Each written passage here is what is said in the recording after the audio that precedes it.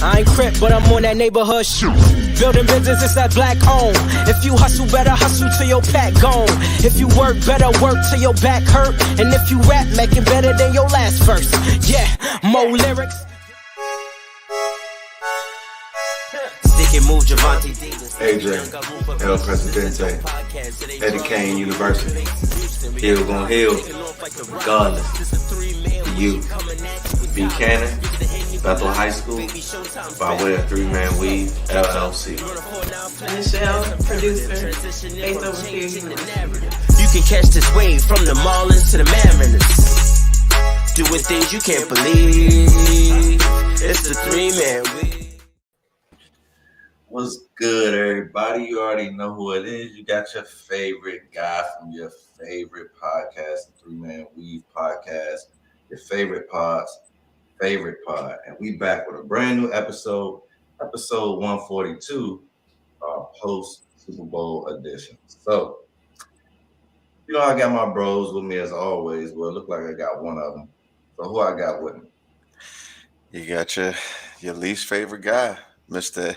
AJ, always coming up just a little short. Yeah, that's crazy. A little short. That's what she said. I literally text. Go ahead. I made it just in time? Just in time.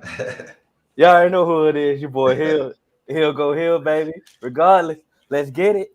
Yeah, sure. What yeah, man, AJ. I specifically text Hill that was tough. I said I know it had to be tough. Both of AJ teams got to the chip, man. Yeah, yeah. Tough pill to swallow, man. Yeah, and I mean, I ain't even gonna lie. Like, I was tight like the night of, but kind of just like, you know, it wasn't like something that's devastating where I'm like, you know, gonna be haunted by it forever. Although I am going to like remember this, like, damn, this could, because like we've all know it ain't just guaranteed you're gonna get back to the Super Bowl, regardless of how good you are or whatever the case may be. But it's like this shit wasn't even supposed to happen. This wasn't really supposed to be in the cards. Because even still, motherfuckers were looking at me crazy when I said, "Hey, this team could finish with, you know, 8-9 wins," and it was like, bro, you being biased right now. I'm like, nah, like I'm trying to give all the breakdowns and the statistics and the history, saying, oh, we had all these losses last season, and it's going. That's facts. But and it kind of you know proved to kind of be my way, because like I said, the ceiling for this team was 9-10 wins and a possible wild card spot. Could have never foreseen, you know, all the injuries and COVID issues that the Ravens had, nor could you have, you know, well, kinda, but you know, the Browns weren't really, you know, what we expected the Browns to be. But you know, some of us actually thought like, are they really who we think they are? And you know, with the Steelers, they just had way too much to overcome. Like I said, you know, in our AFC North mashup, it was like that offensive line is going to be a killer for him with Frigidaire Ben back there, you know, moving like he in quicksand. That ain't really quick. So a lot of shit happened, and I can't even say it's like it wasn't even like everything aligned for us, because we had our problems too. You know what I mean? It wasn't like, to me, it wasn't like we were like some Cinderella team that everything was going perfect. I mean, because when we lost to the Jets, motherfuckers was killing us. Nobody really even believed that we should like be a playoff team for real until that Chiefs win. That was week 17. So a lot of, you know, there was still a lot of like uncertainty. So hold on. Okay. Yeah, I know y'all can catch us on all major podcast platforms. I told you to do that earlier, but you just I thought y'all was ignoring me again. Nah, we couldn't hear you. Yeah. 3-Man Weave, Instagram, Twitter, 3-Man Weave _. You can email us at podcast.3.man.weave@gmail.com. We're also on TikTok and Twitch. And as you can see, we recapping the Super Bowl. You know what I'm saying? We're gonna go ahead and get right into it. No need to sugarcoat it. You know what I'm saying? You was here. You know, let's go. Let's talk about it. Let's continue to talk about it. Okay, so I want to go to Brian. football, everything has to fall in place. It has to be a perfect storm. I can't agree with that because, as we've seen, it wasn't a perfect storm with us. Coming into the year, everyone was bashing us about our offensive line. Our offensive line was something that we had to play around against all year. And one of the things that I said that would be either a make or break for this team that could really propel us into that winning season was, me saying our defense. Like I said before, our entire starting corner room had never played it down for the Cincinnati Bengals. I thought it was going to be Cheeto Awuzie, Mike Hilton, and Trey Waynes. It ended up being the former two and then Eli Apple for the entire season. And so that gets me to your next statement, Brian, where it says now protect Burrow and get rid of a couple of DBs. I don't necessarily think that there's anybody that we should necessarily get rid of. To me, there needs to be an addition to the room. And when I say I don't think there's necessarily anyone that we should get rid of, I'm thinking besides Trey Waynes. Trey Waynes has been gone since last season in my mind. Mm-hmm. He's been cut for me. Yeah. But I think quite honestly, if we really spend on the offensive line and we can bring in 3 free agent offensive line. Because quite honestly, once we cut Trey Waynes, we'll have over $60 million in cap space. I'm just saying, save something for me. That's all. So my thing is, if you can really attack the offensive line in free agency, to be quite honest, you don't necessarily have to draft an offensive lineman at 31, and it's possible that you can get a corner.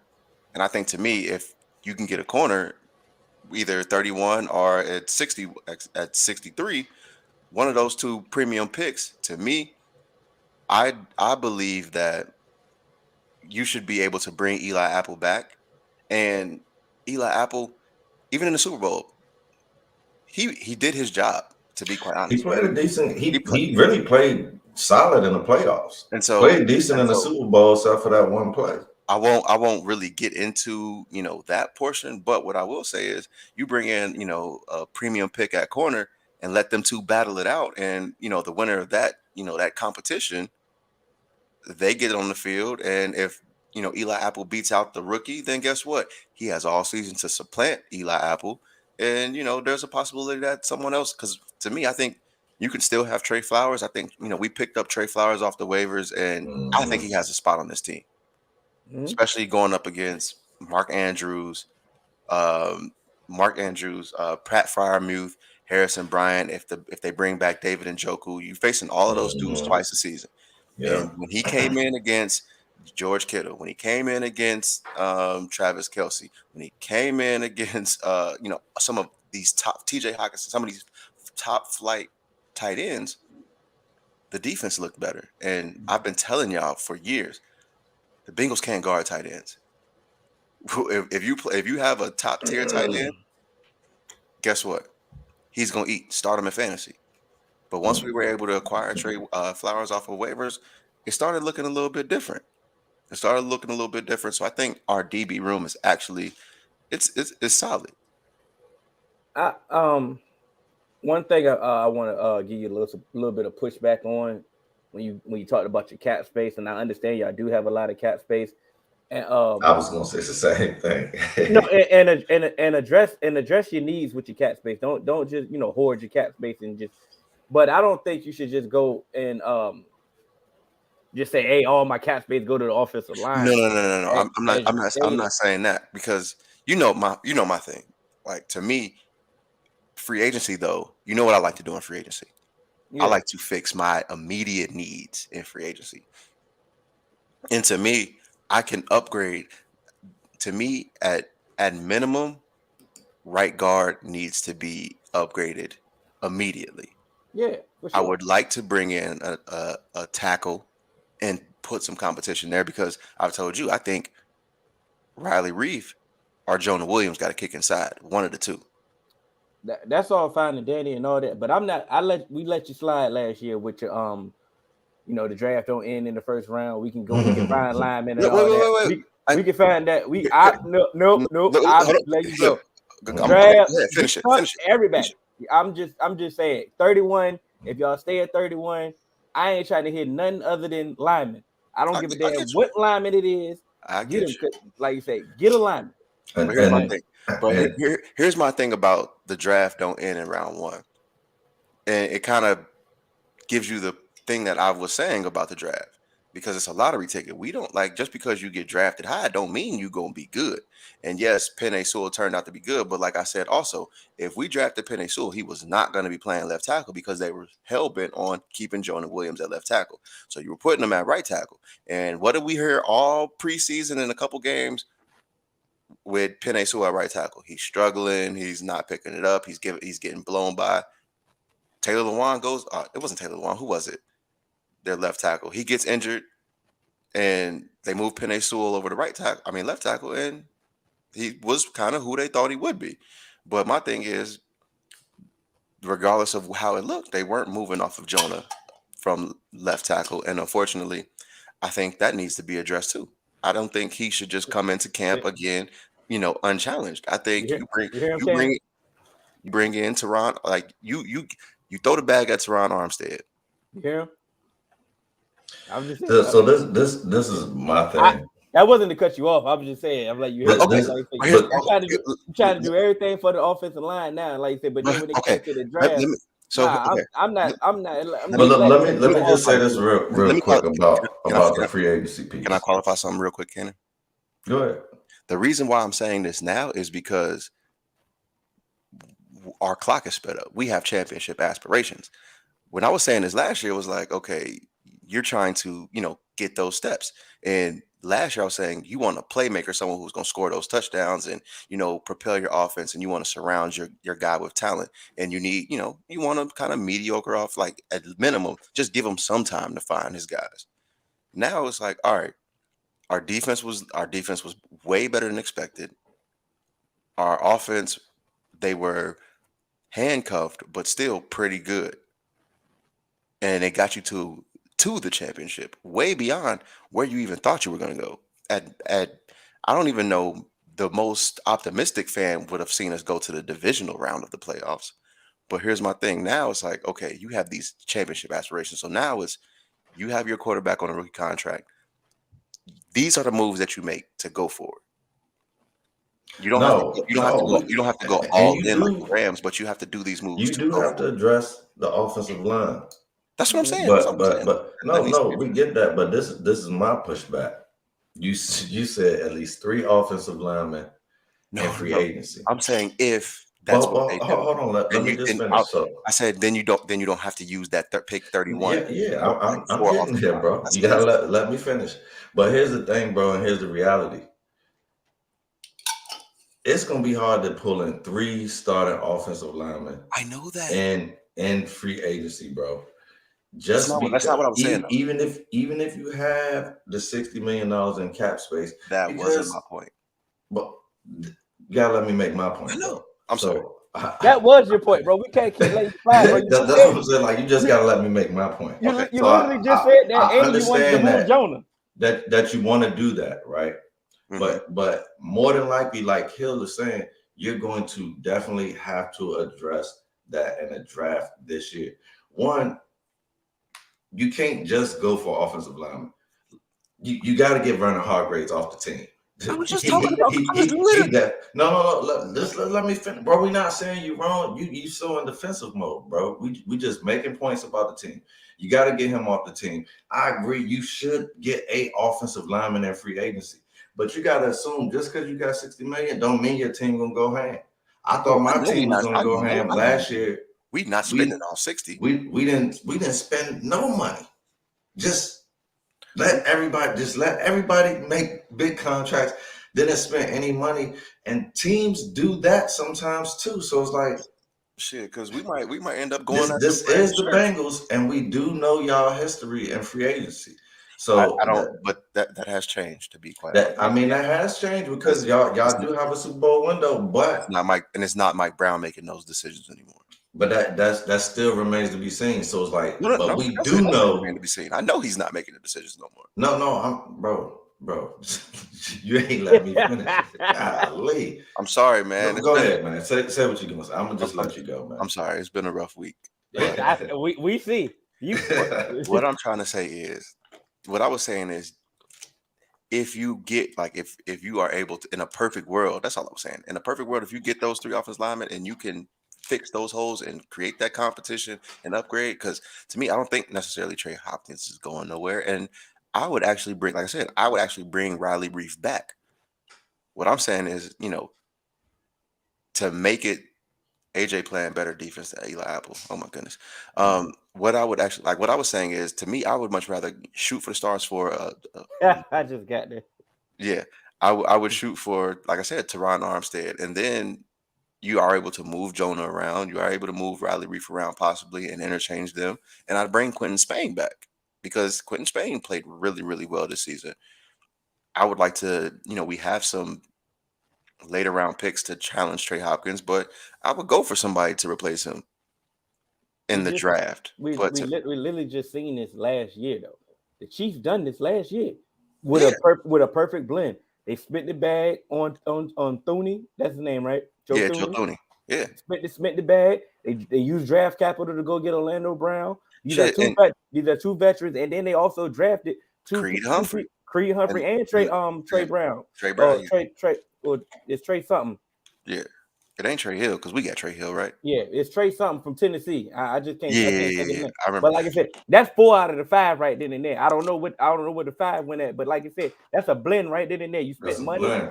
You spent money, draft capital, and free agency. So it's like, and if the Chiefs, that's a blend. If the Chiefs don't franchise tag Orlando Brown, I'm shooting Orlando Brown the bag. Trey Hill, thank you. But it's gonna be, but they got Trey Hill, bro. Yeah, the Bengals have Trey Hill. We don't know. We still don't. We still don't know. But this is my thing about free agent linemen. Everybody's gonna be shooting them the bag, and that's the thing. Y'all aren't the only ones with a lot of free agent cap room this year. I think there are a lot of teams. I think we are an attractive destination for offensive line free agents. I get it, but you're also not going to overspend. And there's going to be teams willing to overspend because they want to create a Super Bowl window for themselves. So it's like, yeah, but and regardless of you say about the window, the Bengals are traditionally cheap, bro. So it's like I still got to see it. The last couple of years that Mike Brown hasn't been making the decisions, we haven't been cheap. Y'all spent a little bit more money, but y'all still ain't been making super splashes. Like, what do you mean we haven't been making?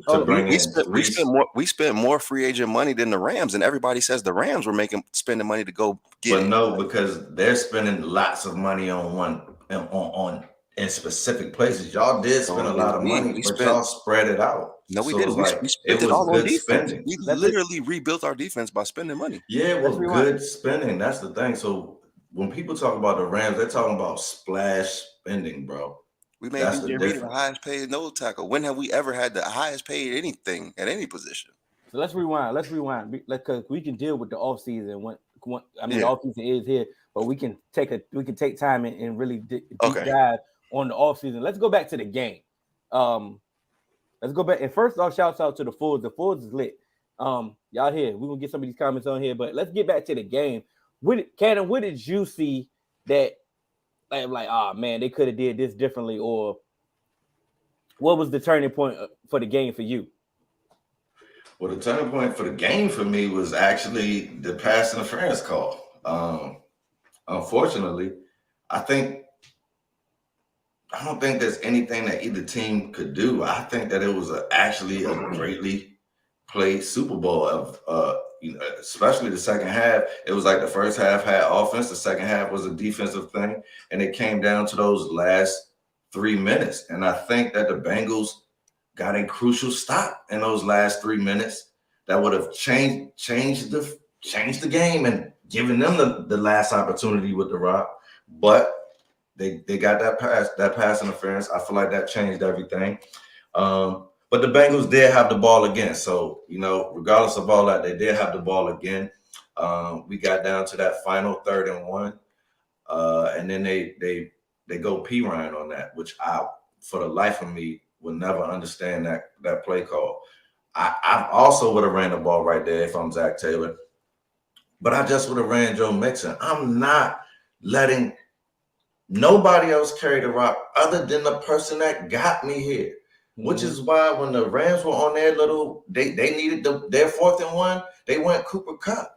They was like, bro, we ain't giving the ball to nobody but Cooper Kupp right now because he got us here. So it's like, all right, then it's 4th and 1. And we know the last 3 minutes they were having issues protecting Burrow. So it's like, we just got to get the first down. I'm running the ball again. I'm not going to risk throwing it. I'm going to Joe Mixon after I saw what just happened. Send him in. I would have sent him in with the play. Hey, and tell the lineman, get the damn yard, bro. Get the yard. And then we could have went to passing to the outside could have went right back to the same play that they went to the first play of the drive. Could have went right back to that after you got a first round. Jamar on a quick out. You feel me? And that's my only difference. I think that's where you drop. I don't even think it's a bad play call. I think having P Ryan in the game. And I asked AJ offline, was Joe Mixon hurt? And he said no. So it's like that's the game right there. Like this, like our guy Mark, Bengals outthought themselves. Joe was killing it. Give it back to him. You know. And can I just weigh in? Well, go ahead, Hill. I'll weigh in. Cause I want you to go last since it is your team. I'll give you that game change. So I got Brian from 4th quarter, Coral at that too. Game change at 2 points when Aaron Donald pushed Burrow out of bounds, woke him up. I knew that was the key. I knew that was the key because a lot of people felt this way, and my team has dealt with Aaron Donald before. You like, don't wake up the second beat, no, wake up the sleeping giant, and and all that. And on top of it, it did look like he kicked it up a notch. And when we break down the Rams, I'll give my point on that one. I just think that for the Bengals perspective, they got out coached in the second half. It's just that simple. Like you said, you go to 4th quarter, your last down, the money down, and like you said, P Ryan is in the game. P Ryan's cool. He's decent backup running back. But like you said, what did the Rams just do? They went to Cooper Kupp. You knew they was going to Cooper Kupp. I'm bringing all my playmakers there. Like you said, Mixon been running the rock well the entire game. You know what I'm saying? That 1 yard, get 3rd and 1 when Aaron Donald was just yoke P Ryan back. Mixon getting that one. You feel what I'm saying? He's getting that, bro. You feel what I'm saying? And we know Aaron Donald's Aaron Donald, but like I'm saying, like you said, we gonna ride with our guys going out there. And I just felt that they kind of got out coached in the second half. And I know I applauded them throughout the playoffs. They're a great second half team, but their adjustment in the second half got exposed because they just got out coached. Go ahead, AJ. So yes. For me personally, I do think that turning point was the pass interference that they called on Logan Wilson. To me, that was the turning point. But also, we did get the Bengals got out coached because I believe on that 3rd down play, they had 2 timeouts. And Zach Taylor's excuse was he got the play in late, so he wasn't able to sub in Joe Mixon for Samaje Perine. I'm calling a timeout because to me, with how everything was played out, you get another 10 yards. You're sending Evan McPherson on the field anyway to kick a field goal if you can't get a touchdown. So burn that timeout, but you need to convert. He would have never been in the damn game. That's what I'm about to say here. Why the hell was he not in the game? So Joe, in the beginning of that drive. So Zach Taylor's excuse is that Samaje Perine has been a better pass blocker than Joe Mixon. But here's my thing: even on the 4th and 1, Samaje Perine wasn't in blocking. You sent him out on the route. If I'm sending anybody out on the route, okay, Joe Mixon, come on in. Like if I'm not gonna have any protection, then guess what? I'm gonna ride with Joe Mixon. And here's the thing, we outthought ourselves because the things that we did And the things that we do well, we didn't do. So actually, some of the best protection that we get is when we run empty sets because it allows Joe Burrow to look at his I matchups said that. and get the ball out quick. Yeah. We've gone tons of empty all season long, and in these crucial moments in these final drives, we didn't run empty. That would have helped negate some of that pass rush. Exactly, and then does Brian's he mentioned Burrow's injury. Does that play? Do you think that played a part? No, I don't. It came out. He sprained his MCL. Yeah, he sprained his MCL, but also that wasn't stopping him. He was able to do everything. Joe Burrow right away. Joe Burrow didn't look sharp all game anyway. There were some things that he missed. There were some things that some throws that he normally makes. His like when I was talking about why I would draft Joe Burrow over Justin Herbert is talking about elite ball placement.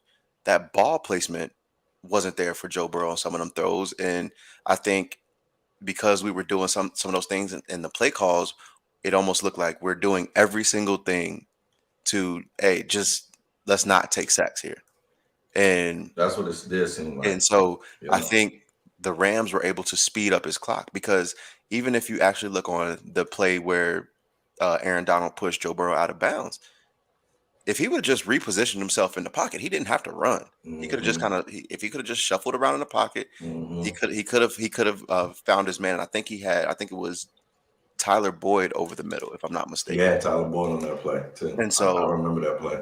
So I think if he's just able to, not have his clock sped up, because in the first half, we were doing pretty well against their pass rush. And P. Ryan was not doing well blocking in this game, which I had to go back to that, which is why. I'm laughing because. But this is my thing, right? If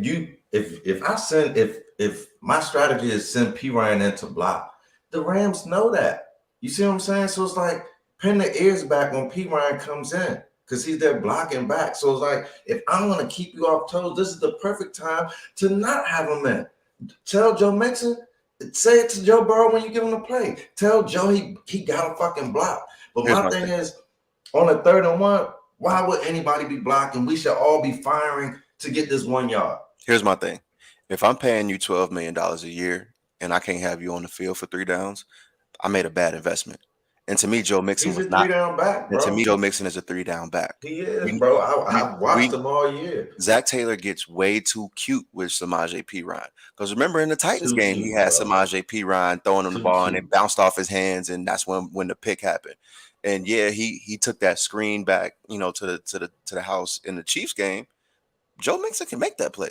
Any running back can make that play. Come on, man. We saw Joe Mixon make that one-handed catch, and like Joe Mixon is our best receiver. That sold him. So let's rewind. So y'all both mentioned the face mask on T. Higgins that that ended up being a 75-yard touchdown. How did y'all feel about that missed call? To me, I think with that's more so like kind of like within the realms of hand fighting.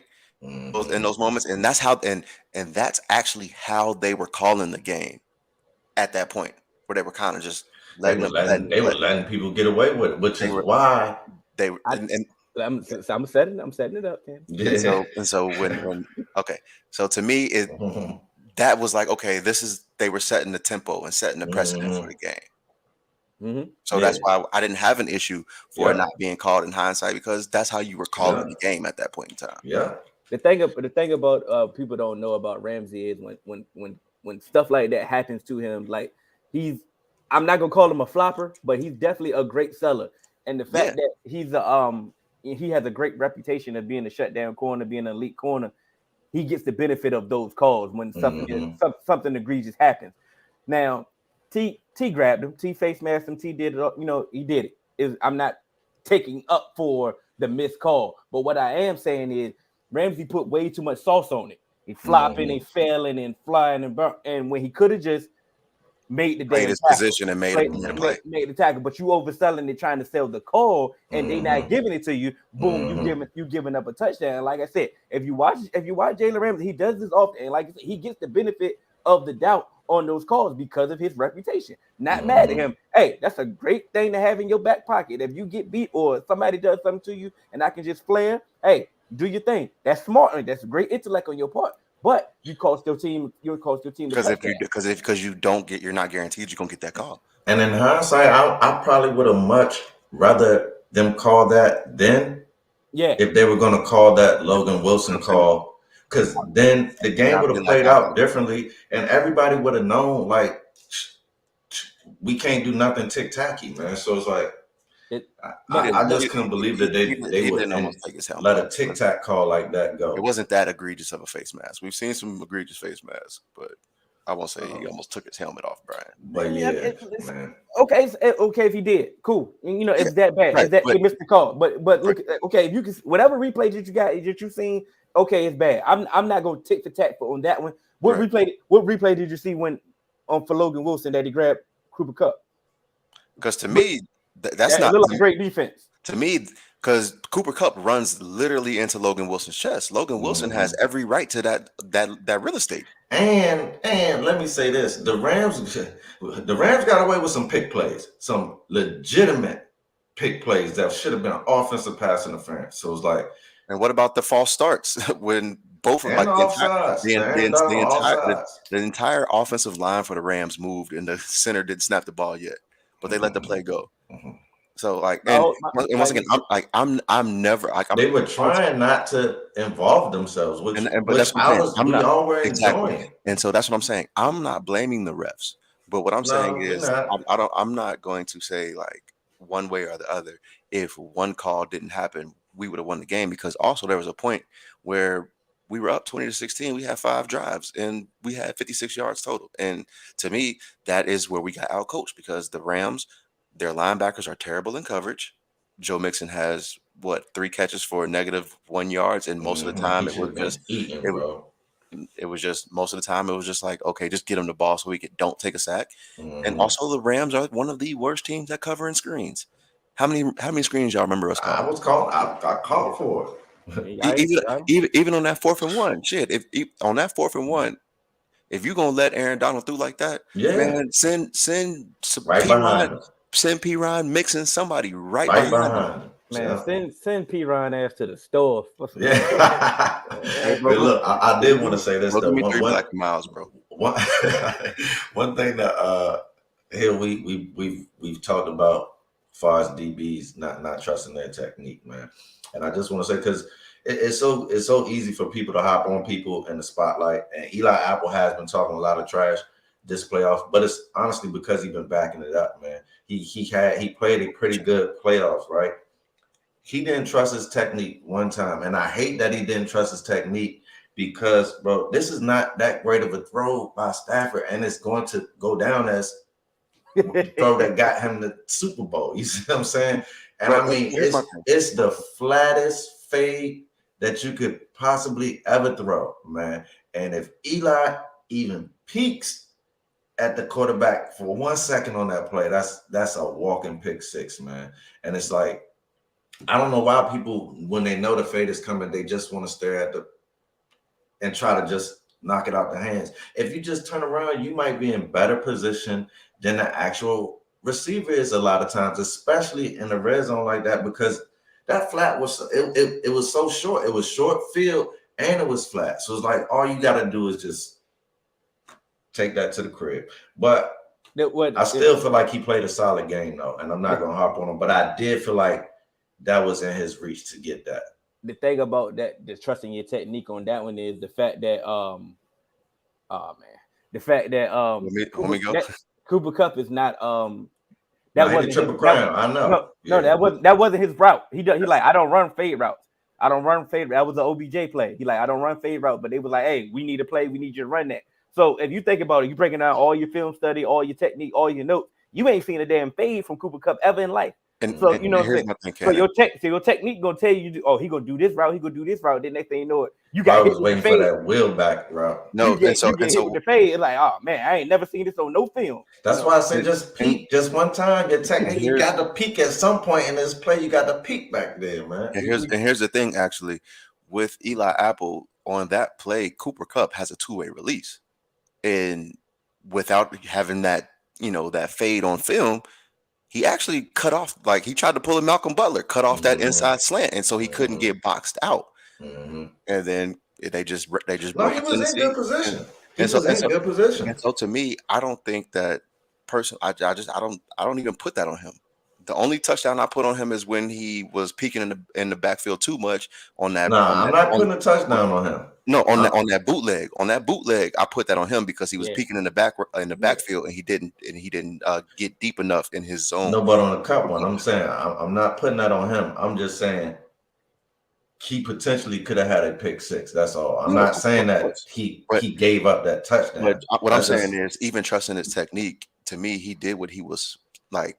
He did the best that he could do, because we've seen back shoulder fades, bro. Like that's almost like 90% going to the wide receiver. Like not the receiver's gonna win that. All right, y'all. We we went on 30 minutes on it. Yeah, we spent. We gotta talk about the other team, the team that actually won, the Rams. So let's get to it. Any breakdown on any thoughts on how the Rams played? I mean, they played a decent game, man. They struggled with that run. I was shocked about that. How Cam Akers had looked ever since returning from injury. And I know that Bengals have a good D line, but I just still didn't think that he didn't have that extra boost that I've been seeing from him since he came back. I'm like, yo, this ain't the Cam Akers that was before, because I was high on Cam Akers. Then he came in like Klay Thompson off the Achilles, bro. He just tore his Achilles 6 weeks ago. Facts, bro. When he came in, he was. I didn't think that he was falling forward a lot on his tackles. He was getting stopped like for tackles for loss. But then after the Achilles, it's like, oh, this man's falling forward for 3 and 4. He's breaking the first tackle. I was like, yo, this you looking like you're not looking like a small guy. You out here looking like an NFL running back, Cam Akers. And so that's what he's been doing all playoffs. So it's like, all right, I'm expecting him to at least see, even though they get the good push, like, all right, fall forward for 2, 3. But it was like, bro, you falling backwards. So it was like, I was impressed. So I felt like Rams made a good adjustment, though, with using Cooper Kupp for third down conversions, man, because they were in a lot of third and longest than they expected because of the run game. Yeah. So I feel like that was a good adjustment by Scott McVay. And man, I just wish Bengals would have done something defensively to counteract, especially with OBJ being out. But it's also another impressive thing that the Rams did, still making adjustments to get Kupp the ball with OBJ being out, because like everybody knows it's coming to Kupp, and yet they were still able to get it to Kupp. And so, that's kudos to Matt Stafford and his placement, even though I'm not too much sold on his placement, but he put stuff where he needed to be when he needed to do it there, man. So it's like they played a solid game, and defense came through for him in the end. Awesome. That's why I wanted to get to the defense, because, like I said, I've been praising the Bengals for their second half adjustments the entire playoff run. Like I said, I mean, AJ, when we talk about the team, like, boy, sometimes y'all got to get to the halftime to make y'all second adjustment. Yeah. Raheem Moore was like, look, I'm tired. I'm not bringing 4 anymore. Like I'm bringing 5. Yeah. I'm bringing 5, and y'all about to have the one, and I'm stunting y'all to death. And for some reason, like, it's not for some reason, but y'all could not handle it. Y'all kept sliding protection this way. Remember what I said? Why the Chiefs were actually a better defensive matchup for us than the Titans, because the Titans, they run a lot of stunts, they run a lot of games, and they do that. The Chiefs are just gonna they're just gonna come straight at you, and if they're not making those matchups confusing the offensive line and their protections, confusing Joe Burrow with who's going to be the free rusher, then guess what? It's then you have a shot. And so to me, that's where it is. That's where it comes from. And real quick, I didn't get to say this, but when you talked about, you praised us for our second half adjustments, that's one of the things that killed us. We didn't adjust and let Cheeto Awuzie follow Cooper Kupp. He followed Tyreek Hill. He was following those guys. Yeah, I don't know why they didn't let him do that, man. When they broke, especially when OBJ went out. Exactly, when they break the huddle and Cooper Cup lines up on the right side, hey, send Chadell Biawuze over there. Yeah. He's had his issues throughout the postseason, but to me, Like, no, he been solid, man. and that's what I'm saying. To me, you got to ride with your guys, and that's to me what was the Rams' key to victory. Yeah. They Yeah. roll with their guys. Yeah, they did. And Their guys that got them there are the ones that got them this win. Mhm. I wanted y'all to just take one series and just play straight up. I didn't want y'all to slide left, slide right. I wanted y'all to say mano y mano, one series. We about to just hat on the hat. And I know that y'all don't have the guys to do that, but the damn stunts was killing y'all. So I was like, something y'all got to at least see something, show something different. At least show them like, okay, maybe they're not going to do this. They did it a few plays. It was the spread that AJ was talking about. You And feel it was what I'm like when they went to the spread 4 wide, bro, Burrow was able to get the ball out quick, see where he wanted to go, and also indicated the rush because now you bring 5 when we in the spread, somebody's immediately coming open. You see what I'm saying? So it's like even if you are bringing 5, you got to disguise it first and bring it from further out now, so which gives me time.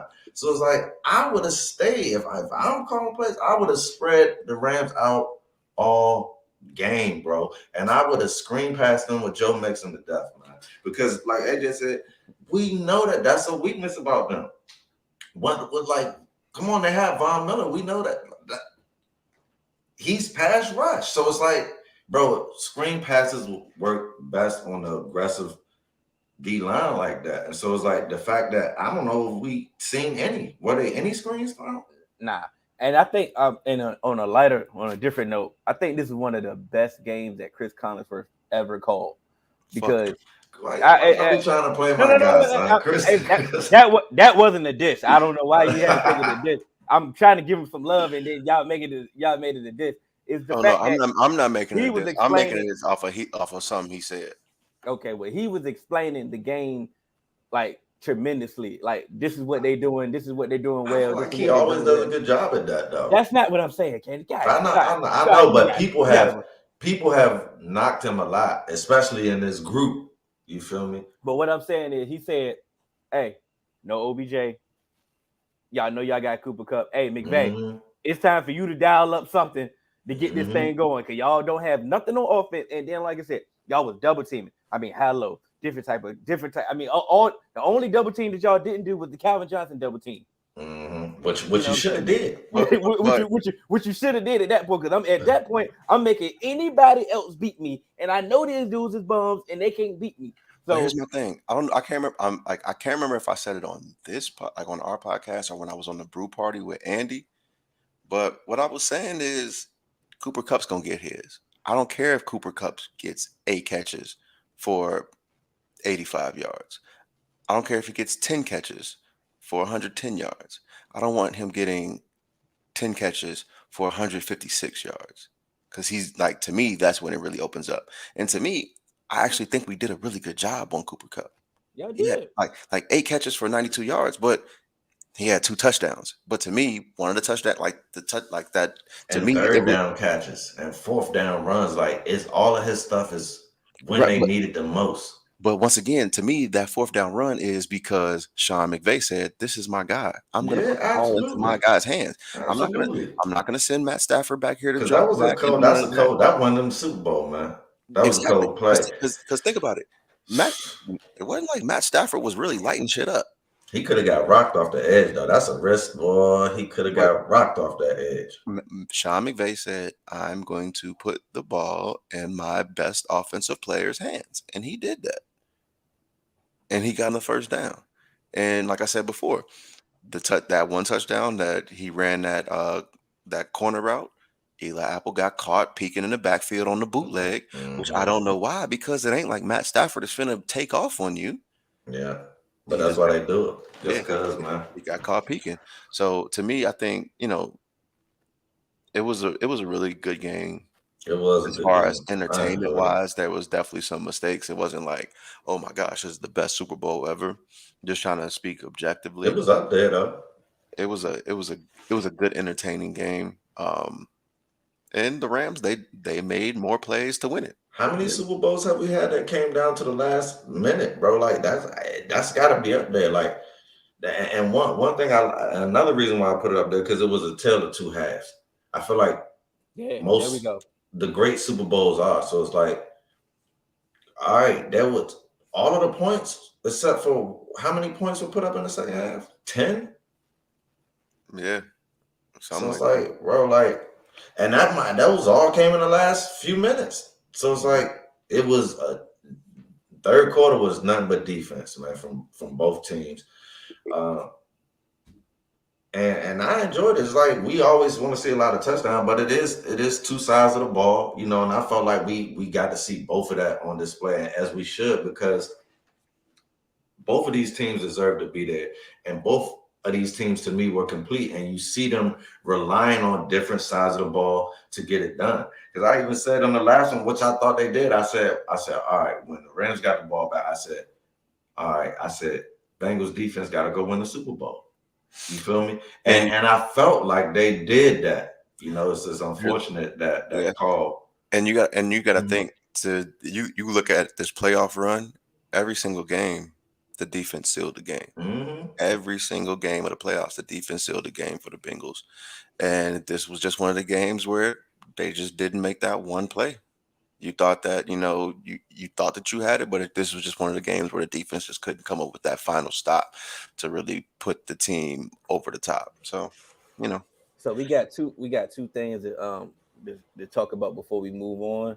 So I seen one comment, I think it was from our guy, Fourth Man Jarvis. I think he said we can stop talking about Stafford like Sam Darnold. I think that was the comment that he said. I don't know when we ever said anything about Stafford being like Sam Darnold, but go off, bro. And we seen another one. I got Trey was in the building. Fourth guy, Trey. Have we talked about Matt Stafford being a Hall of Famer yet? No, we haven't.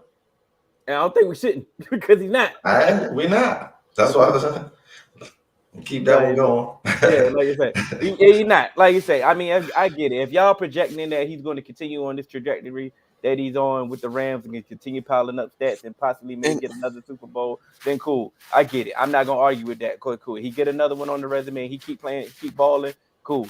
He'll be in, like I say, he'll get in the Hall of Fame. But as of right now, if he stopped playing right now, he's nowhere near in the Hall of Fame. No way. Please stop talking. No way. And what I want to say now is because like I'm not hating on Matt Stafford. I was the one on this show that said this was an upgrade. Mm-hmm. This was an upgrade over Jared Goff, and this was a good move.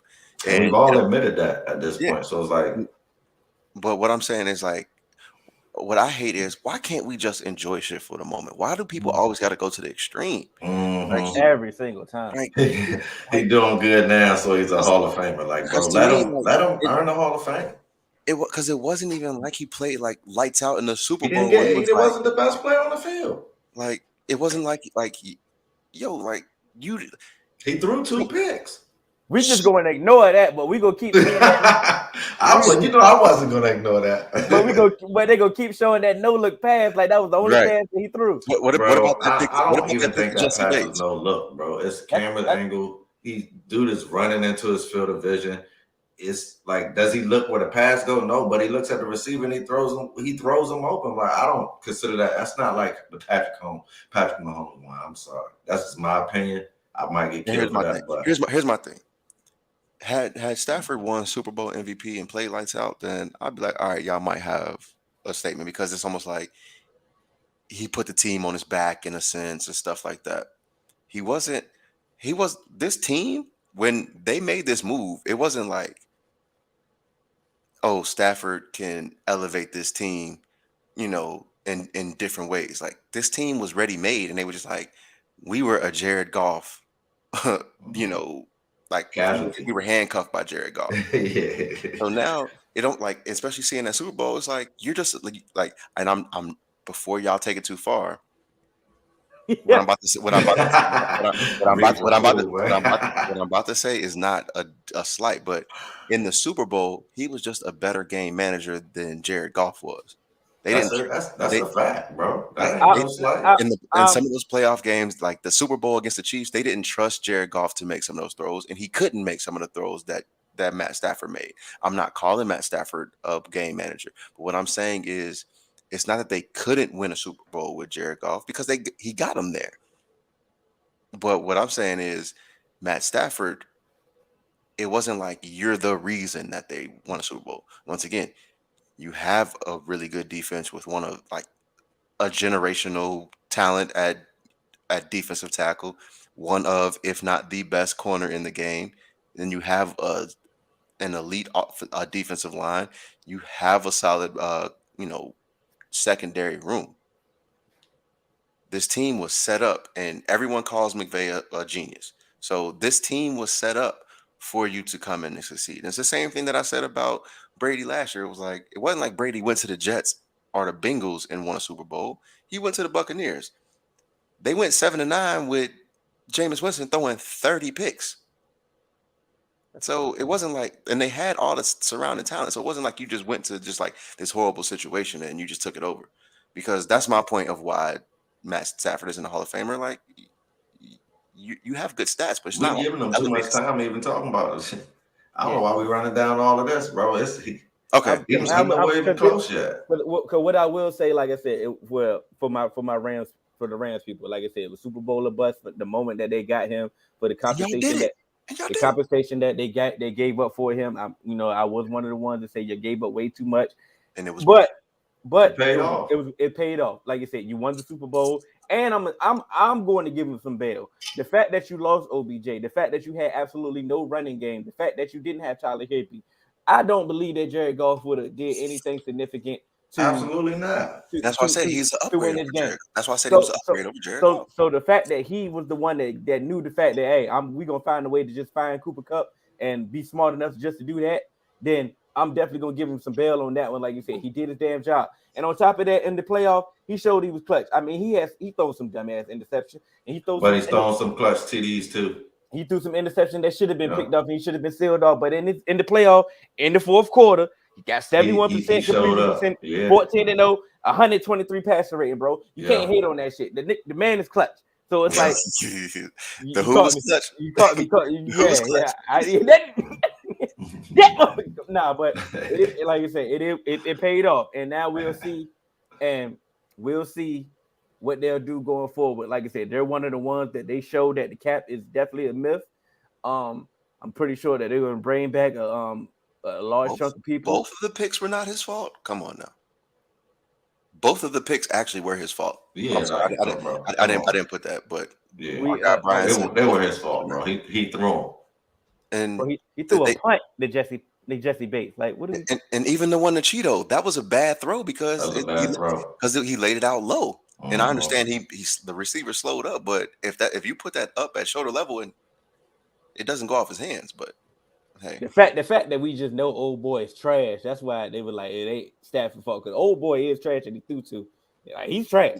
You threw into the wrong white dude, bro. He trash. That's what, But like I said, they have an interesting offseason. I'm pretty sure Matt Stafford's going to get a new deal. They're going to probably free up some money. They probably restructure some deals. They probably bring back a large chunk of people. And like I said, they're one of the teams, like I said, that have proven that the salary cap is definitely a myth. So we're going to go forward. So Ken, I got a question for you. Mm-hmm. What can your team? Because I asked this on Dallas Duo to my guy D White. I asked this question to him. So I want to ask you, what can your team learn from both of these teams that made it to the Super Bowl?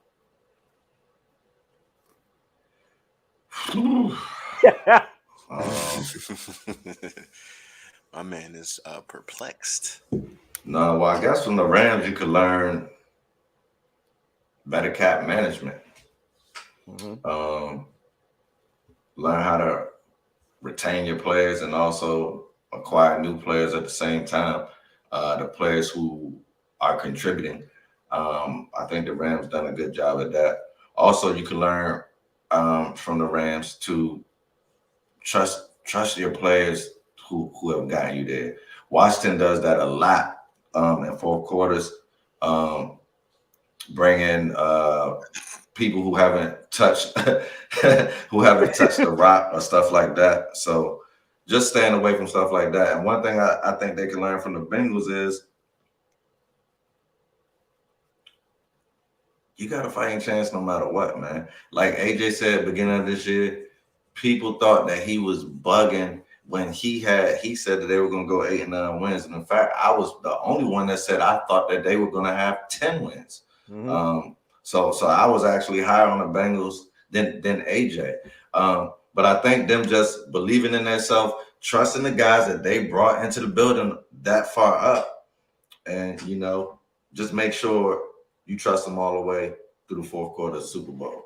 And I also want to lean out to, like you said, the fours that's in the building. Like you said, what can your team learn from these two teams that was in the Super Bowl? What can Brown do for you? I got Mark. He said, just get a quarterback and you got a chance. And sometimes it is that. Sometimes it is that simple. But you got to surround your quarterback. It ain't just Joe Burrow. That wouldn't have done it. They surrounded him with some talent, bro. Yeah, and Mark. Mm-hmm. Just like y'all was trying to tell me last year why Joe Burrow wasn't going to succeed. If y'all get a new quarterback, y'all got to fix your offensive line too. I tried to tell y'all that in the offseason. Y'all told me I was tripping. Yeah, we got some new pieces, but they going to be all right. Yeah, that's what I said too. We got some new pieces and they going to be all right. I keep it short for my team. Like I said, just take aggression. Take aggression.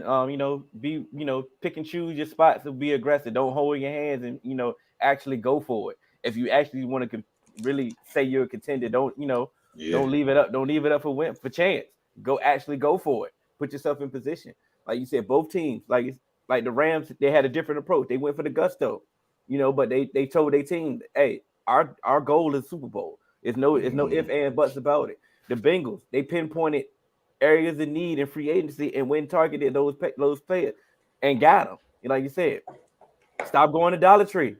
Stop going to Dollar Tree and thinking you're gonna get better, bro. Yeah, how many times that's Washington all day, man. How many times in the Marvin Lewis era have I said stop going for the open box specials? You feel what I'm saying? Bro, the moment we stopped going for the open box specials, I was like, yo, okay, bro, bringing in DJ Reader, Von Bell, and Trey Hendrickson would have never happened under Marvin Lewis and Mike Brown. Never.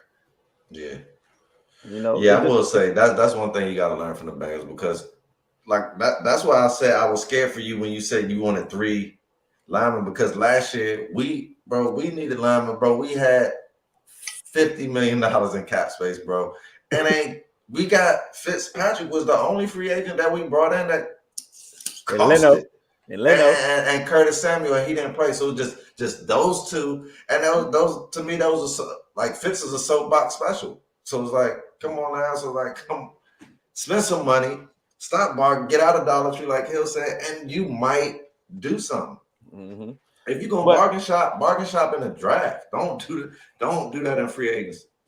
All in all, like I said, I know we spent a lot of time on the Bengals, as rightfully so, because AJ's team is the Bengals, and his team was in the Super Bowl. But shouts out to the Rams. Yeah, like you said, y'all put yourself in position to go for the Super Bowl. It was Super Bowl or bust for y'all entire year. Y'all do the goal. Y'all completed the goal. You know what I'm saying? So the criticism. Are they the first team to do that in modern time? Hell no. What other team was Super Bowl or bust that got it? That was Super Bowl or Bucks that got it. We would have to think. Was it the Bucks? The Bucks. To me, I don't know if they were Super Bowl or bust, but to me, once you get Brady, I thought they were Super Bowl or bust. But you could say, oh, they were 7-9 with Jameis. But to me, it's like, hey, bro, this team. Yeah, that's true. They were 7-9 with Jameis. But a lot of teams don't get the Super Bowl when they're Super Bowl or bust. So I think we do got to give the Rams some kudos for that. I think some of those years with the Patriots, just off of the strength that, I mean, they the Patriots, so it's like you got to win the Super Bowl or it's a failure. Damn, look at Big Cannon. He just said it too. But for me, I think y'all on the same way right now. I think the Saints a couple years ago, when they were Super Bowl or bust, they didn't win it. Yeah, but we tried to figure out who was Super Bowl. They definitely were Super Bowl. What about Denver? What about Denver when they got Peyton? A lot of people didn't think that he could do it though. So I don't know if he was Super Bowl or bust. Because he had his neck. But he had his neck. Yeah. We'll So have he to was actually skeptical. we'll have to actually ask this in the group and let some time develop before we go. All right, well, that's a Before we good get question that. for the That's group. Yeah, definitely a great question. I like that question. So we had a major trade last week after we finally recorded. Trade went Mm-hmm. down. We didn't get a Mm-hmm. chance. We didn't get a chance to discuss it because we did want to wait before it was official. We didn't want to just delve into the Prematurely rumors. Yeah. exaggerate. So now it actually happened. So like you said, the James Harden trade, the Ben Simmons trade, it finally happened. The Brooklyn Nets and the 76ers finally actually made it happen. So Yeah, let's talk about it. How y'all feel man. about it? Man, if I'm Philly, I'm sending Harden no dressing ass back, bro. Straight up. Just off that outfit alone, I'm sending his ass back. But That team but nah. trash. On a serious tip, Uh-huh. I think both teams get what they want. Um, 76ers get a star to play alongside and B to, try to go for their window now, which is what they want to do. They also get rid of the disgruntled Ben Simmons, which they've been looking to do all year, and haven't gotten the compensation that they wanted. Yeah, that's funny. But also for the Nets, what you get is you bring in some defensive help. You bring in a player who many people have written off, who could have a very positive impact on the Nets. That's remain to be seen, but it also depends on if this young player can also be mentally tough, because we've seen this player crack under the stresses of mental toughness when it comes to the NBA season. So, I like the trade for both teams. I think that Philly wins the trade right away. For the long term, the Nets win it because they get 2 first-round picks. But I also believe, like AJ said, for football, even though I think this translates, just because you got a first-round pick don't mean they're gonna pan out. So, you could use both of those first-round picks and never get somebody as good as Harden. So it's like, that's just my initial thoughts.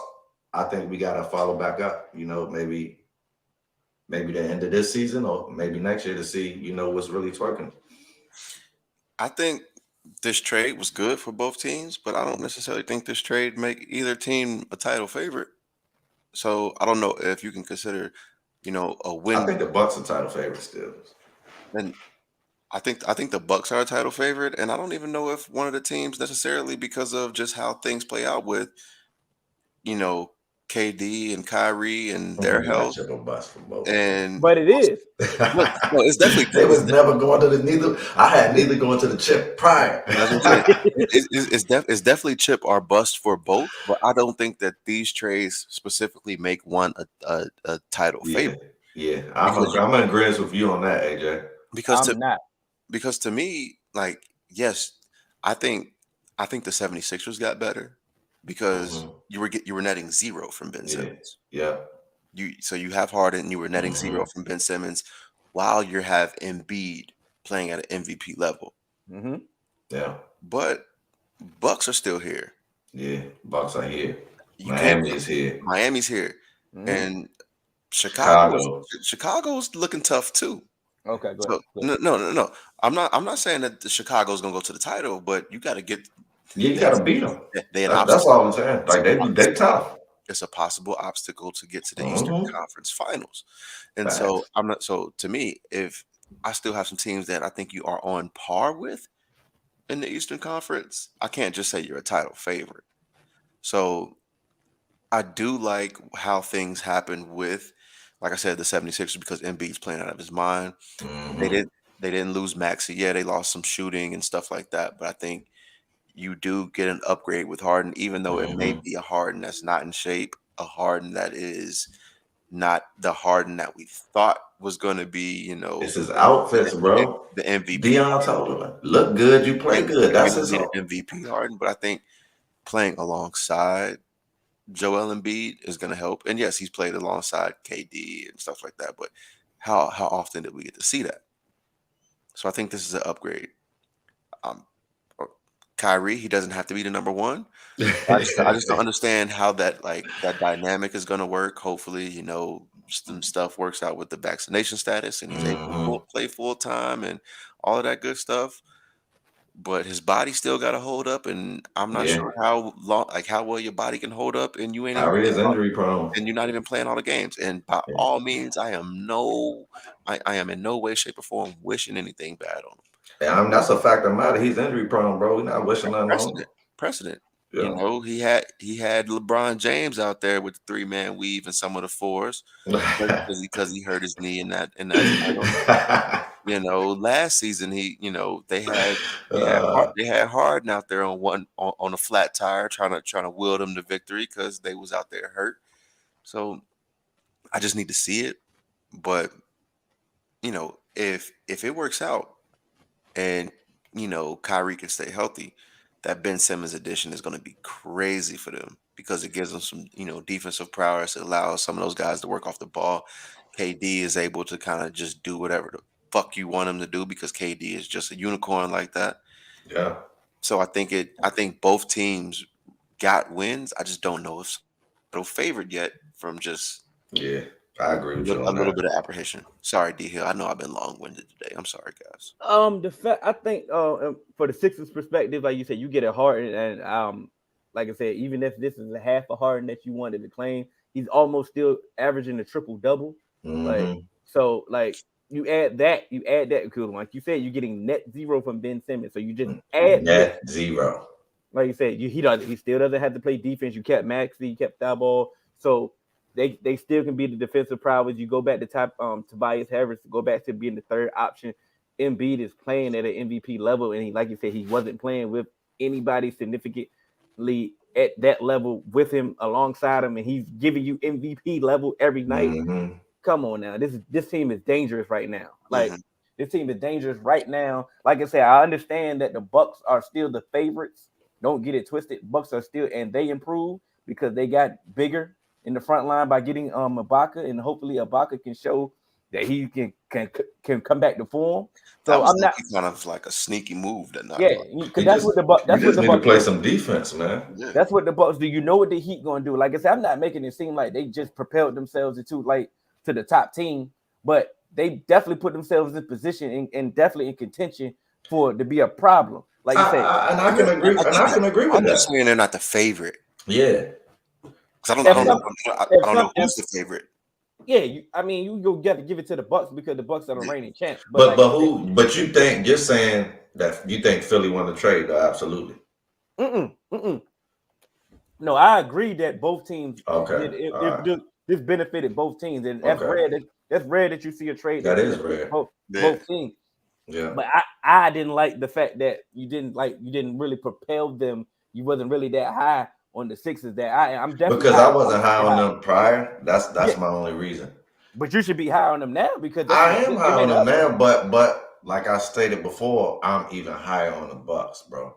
That's So fine. you know I like the Bucks. And So and it's and, like, and that's well, one thing I will say that I wanted to say about the Nets, I think the Kyrie playing half the games that actually helps Kyrie to stay healthy. yeah, but he's not in rhythm. Yeah, and that's what I I say. know, And then when but you it's got like you have to pick your ramped poison up, on him. If you want to end rhythm Kyrie, he's probably going to be unhealthy. So it's Yeah. like if you want an available Kyrie, he's probably not going to be in rhythm. See, this is the thing about the Nets, and like I said, the Nets they regained some depth that they lost after trading Harden. yeah, You go get a Drummond. They was weak in the big the front court. Go get Drummond that can definitely still be a formidable center. He doesn't have to be, all he you got to do know, is get rebounds. That's all they need him. and that's what he Get can do. rebounds. Yep. That's what he can do.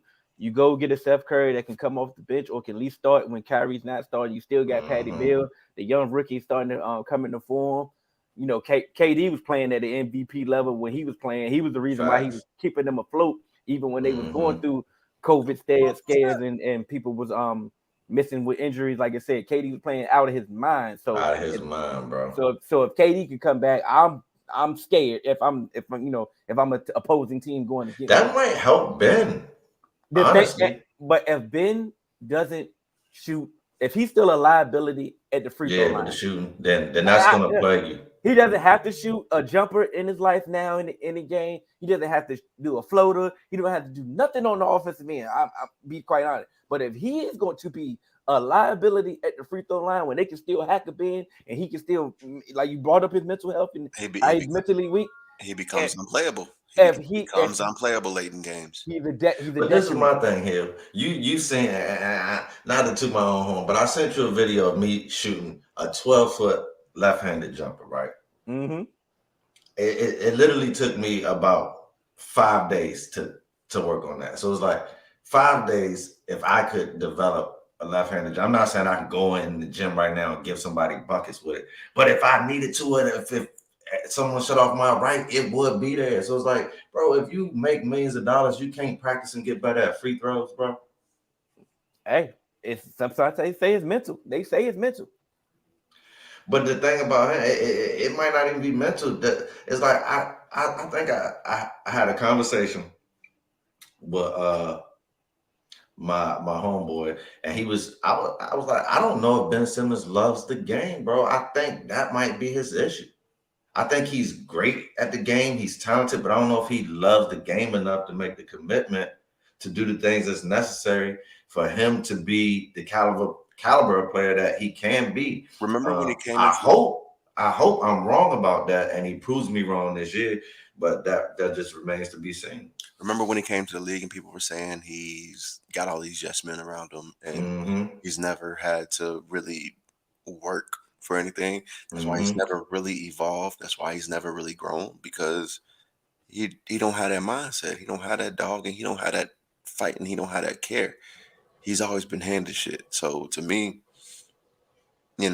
there's been like that little talk about, like when Giannis was talking about how some of these foreign-born players, they want it more and they work harder, and that shit ain't always true.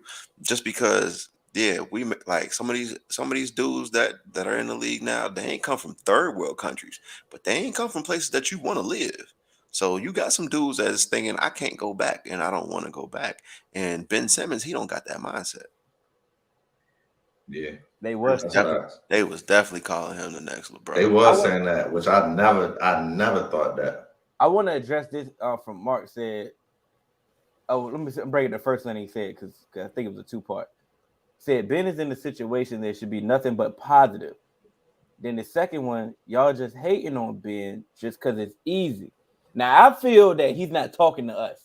I feel that he's talking to the fours in the group chat. Because I'm not hating on Ben. I feel like I'm being objectively critical of him. But Mark, can you clarify? Are you talking about this? Because I do want to understand it. Because if he's talking to us, I definitely got an issue with that, because of the simple fact Ben ain't show you nothing, but he ain't showed nothing. Nothing clarified. He clarified. Okay, all right. Because I was about to say, I felt like my take just now was very objective of him, because I said that I hope that I said that was just my thoughts, and I hope that he proved me wrong.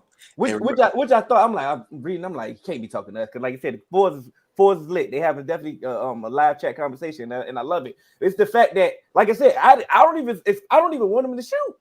I just don't want to. I just don't want him to be a liability at the free throw line. My only criticism of Ben has always been he's the same player that he came into the league. He's never evolved, and the stuff that he does, he had on that team, he wanted to be the number one opposed to Joel Embiid. And I think that's where it all went wrong at. And Joel Embiid, he literally hijacked all of that shit and said, "Nah, bro, I'm the process. I'm the alpha dog here, and I'm the one that's the process." And then when Ben wasn't shooting in playoffs, when Ben was a liability in the playoffs, he broke down and he crumbled. And all of that, like all that infighting that him and Joel did, it came to a head because, bro, you're not the guy that you think you are. And they did not use that. I'm sorry, Mark. I understand, the losses don't all go on Ben Simmons. Yes, they do. But but they're not using him as a scapegoat. Or you got the ball point blank range, and Trae Young is your only defender, and you kick it out. Yeah, and one time, it was another time in the same situation like that. It wasn't against the Hawks, and he literally could have just dunked it, and he didn't want to lay up, dunk, or anything, and he passed it to a fan that had on a jersey. because he thought that they was on the team. It's like, bro, get your head in the game, bro. And so it's like, But we remember, wouldn't be going on this play. Or the other people, right now, I'm standing up for the other people that just saying because it's easy, Mark. If they're going on because it's easy, it's because Ben Simmons made it easy. So if he don't want people going on him, you got to step up, bro. Some of that stuff was inexcusable, which is why Hill said yes, the blame does go to him, because some of that stuff is inexcusable. Not being able to shoot free throws when you want to be the leader of the team is inexcusable. So especially if everything else ain't working for you, if you ain't clicking nowhere else, that's the one place that you can at least click, bro. Come on. So it's like, and like Reese said, if you hire somebody, bro, you can get this free throw thing under control. Like I'm not jacking. But Shaq hit free throws if Shaq hit free throws when it mattered, and Shaq made it to where if you hack a Shaq meet, you're gonna pay. Didn't Shaq shoot a better percentage at one point in time? Bro, if you hack Simmons? it, Shaq shot bad, but if you went to the hack a Shaq, he started making them, bro. Shaq will make them when Shaq they is like, count. hey, bro, He stood by that. you're not finna send me here 10 times. Facts, And because I I'm don't gonna make them. I'm gonna make them, bro, and you gonna pay. I don't know if you talk like we got to talk separately with Mark because we about to go over our time, but because I don't know because last year in the playoff, Embiid was injured and he was still putting up numbers, big boy numbers at that. Remember last year after the playoff, and we said, "Oh, Ben Simmons' value is as low as ever, as low as he can be. You should have been traded him." And I said, "Just give it time." Mm-hmm. I was like, "Just give it time." I say just give it time, and they're going to forget, and his value is going to come back up. And then also, they took so long. Now everybody's forgot how bad that he just played in that playoff. Because now we go to highlight on everything that all the positive that being done. Oh, he's a great defender. He can pass. He can go in transition. But it's like we gonna forget that he can't shoot, and he's a liability at the free throw line, and that's a detriment to any team that he's joining. Exactly. But what I will say is, I don't necessarily think that it was that people forgot how bad and how low his value was. I think no. Let me finish. I think it was a perfect storm because you had some disgruntled stars that was like, okay, let's put Ben Simmons in this conversation just to move on. And people was like, well, we know he can't shoot. All that shit that he can't do, we can deal with that. Like when people were talking about with Portland, it's like, okay, we don't need him to shoot. We just need him to defend and we need him to facilitate. Same shit with Brooklyn. James Harden is not happy with the bullshit Kyrie is pulling, and he getting his ass kicked in practice apparently. And he want to move on, and he don't want to be here no more because Kyrie's not vaccinated. So they was like, okay, you have stars that you can package Ben Simmons with. Like you can make that deal happen. It wasn't like people were just like, nah, Ben still got potential. Nah, they know his flaws. But they're banking on they don't need him to do that because they got other stars that do everything that he does at such an exceptional clip.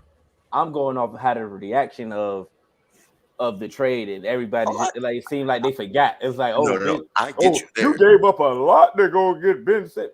No, the fuck you didn't. It's just the reaction. But like I got Reese keep saying, just give it time. The playoffs are coming. Yeah, and they coming quicker than not. So yeah, so we gonna. It's All-Star Weekend, ain't it? Yeah, it's definitely All-Star Weekend. We ain't watching. We ain't watch what? We ain't watching this. Oh, you say we ain't watching? I definitely ain't watching. I'm finna get on a plane this weekend. Yeah. I'm gone, bro. I ain't watching nothing. I'm the skill challenge. It's be a skill that I'm gonna keep turning the damn channel. Me and Chase gonna be at the park. I watched the 3-point contest. Trying to get Chase. I ain't watching nothing. Yeah, I ain't watching none of that. Damn. You know why I ain't watching? Because it's Chris Paul fucking fault that we lost the Super Bowl. The moment he did that jersey swap with Jamar Chase, I knew we was gonna come up short. But you know what? That kind of bothered me, man. That kind of bothered me because you know how I feel about CP here. The universe, man. It was the universe. It was the fucking universe. Hey, y'all know, man. Y'all can catch us on all major podcast platforms. 3-Man Weave, Instagram, Twitter, 3-Man Weave _ You can email us at podcast.3.man.weave@gmail.com. I'm Hill. That's AJ. Cannon. Shouts out to the Force. Y'all was definitely in the building tonight. Here we out.